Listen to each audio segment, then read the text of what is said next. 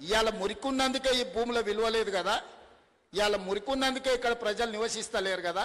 ఇవాళ ఈ మురికి నల్గొండ జిల్లా ప్రజలకు ఈరోజు కాలుష్యమై కాటేస్తుంటే నల్గొండ ప్రజల పట్ల కనికరం చూపించాల్సిన బాధ్యత ఈ ప్రభుత్వానికి లేదా?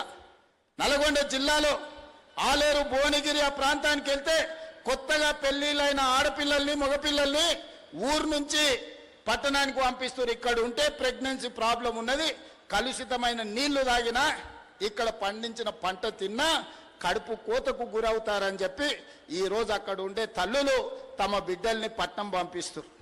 అంత దుర్భరమైన పరిస్థితి.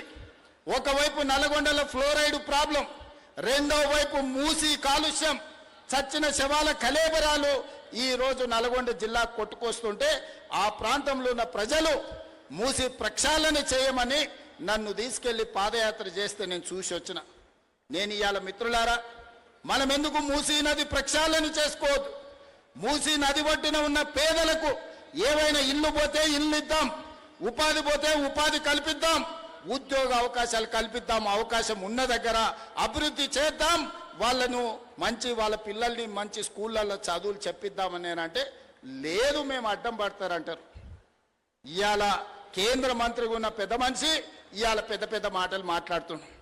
నువ్వు మూసీ నదికి అనుమతులు తెస్తావా తేవా? నువ్వు ఇక్కడ పార్లమెంట్ సభ్యుడు కదా అని నేను అడుగుతున్నా. అదేవిధంగా ఒకనాడు ఢిల్లీ తర్వాత మెట్రో మనది 2వ స్థానంలో ఉండే, ఇవాళ 9వ స్థానానికి పడిపోయినాం. కారణాలు ఏవైనా ఉండని, అడ్డుపడ్డోళ్ళు ఎవరు, కాళ్ళలో కట్టెలు పెట్టింది ఎవరు, నేను మాట్లాడదలుచుకోలే.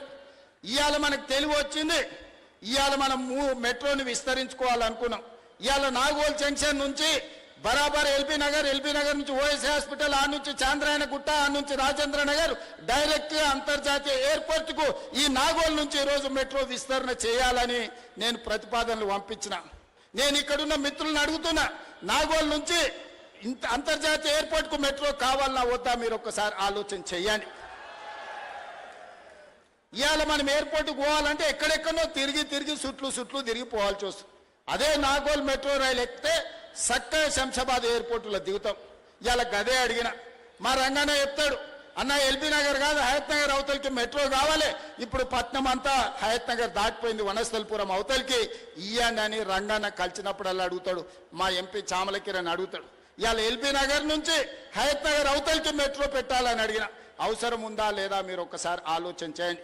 ఇట్లా చెప్పుకుంటూ పోతే 122 కిలోమీటర్లు మెట్రోను పొడిగించాలి, అంతర్జాతీయ నగరం చేయాలని నేను ప్రయత్నం చేస్తుంటే అన్ని అనుమతులు వచ్చినాక ఇక్కడ నుంచి కేంద్ర మంత్రిగా పనిచేస్తున్న ఆయన పోయి కాళ్ళ కట్టెపెట్టి పుల్లలు పెట్టి ఇవాళ దాన్ని అర్ధాంతరంగా ఆపే పరిస్థితి వచ్చింది. ఆయనను అడగాల్సిన అవసరం లేదా అని నేను అడుగుతున్నా. ఇవాళ మనం ఏది అడిగినా రీజనల్ రింగ్ రోడ్, ఇవాళ ఔటర్ రింగ్ రోడ్ వచ్చినందుకు మనం అంతర్జాతీయ నగరమైనం. రీజనల్ రింగ్ రోడ్ వస్తే 360 కిలోమీటర్ల అభివృద్ధి జరిగితే ప్రపంచంతోనే పోటీ పడే సింగపూర్, టోక్యో, న్యూయార్క్ లాంటి పట్టణాలతోని ఈరోజు మన హైదరాబాద్ పోటీ పడవచ్చు. 2.5 ఏళ్ళ నుంచి కాలుకు బల్పం కట్టుకొని తిరుగుతున్నా. 50 సార్లు ఢిల్లీకి వెళ్ళిన, 5 సార్లు మోడీ గారిని కలిసిన. ఎందుకు ఆగుతుంది, ఎవరు ఆపుతున్నారు అని నేను అడుగుతున్నా. ఎందుకు ఆగుతుంది, ఎవరు ఆపుతుండ్రు? సమాధానం చెప్పాల్సిన బాధ్యత కిషన్ రెడ్డి గారికి లేదా? తప్పించుకొని ఎన్ని రోజులు తిరుగుతావని నేను అడుగుతున్న కిషన్ రెడ్డి గారిని. ఇవాళ కేంద్ర మంత్రిగా నీకు ఓట్లు వేయలేదా? ఇవాళ నువ్వు ఈ ప్రాంతం నుంచి ఎమ్మెల్యేగా కేంద్ర మంత్రిగా ఎన్నికైనవంటే ఈ ప్రజలు, ఈ నగర ప్రజలు నీకు ఓట్లు వేయలేదా? నిన్ను గెలిపించలేదా? తెచ్చే బాధ్యత నీ మీద లేదా?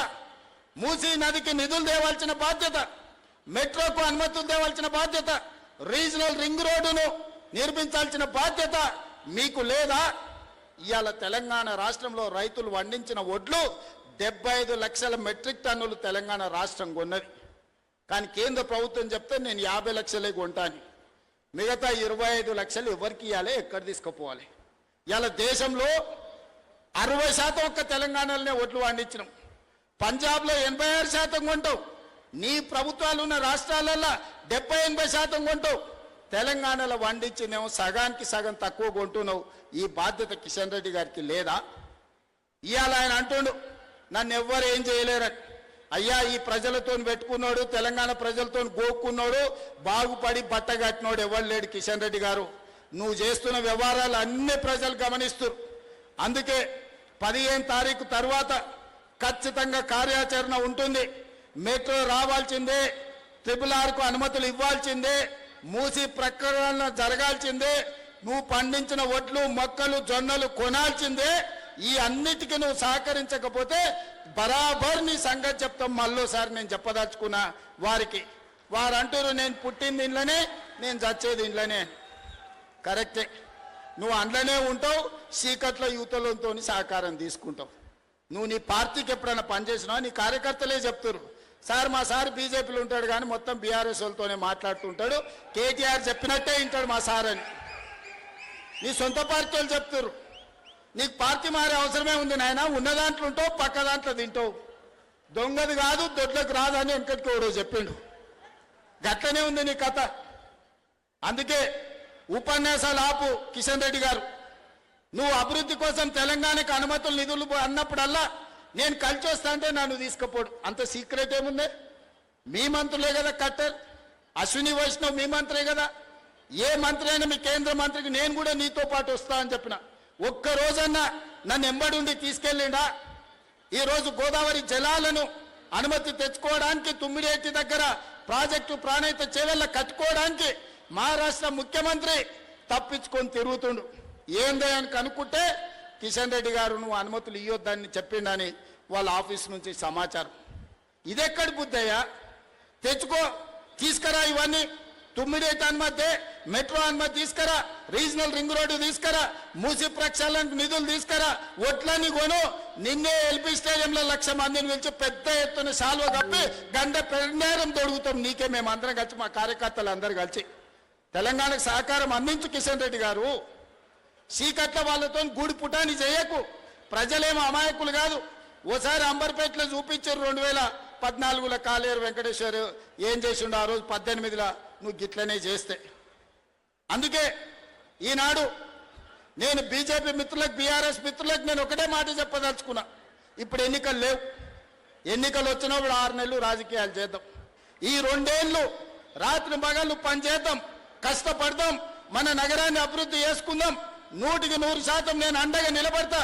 నా దగ్గరికి ఏ ఎమ్మెల్యే వచ్చినా అండ్లున్నా ఇండ్లున్నా మనతోనున్నా ఎవరికైనా పనులు చేపించే బాధ్యత నాది.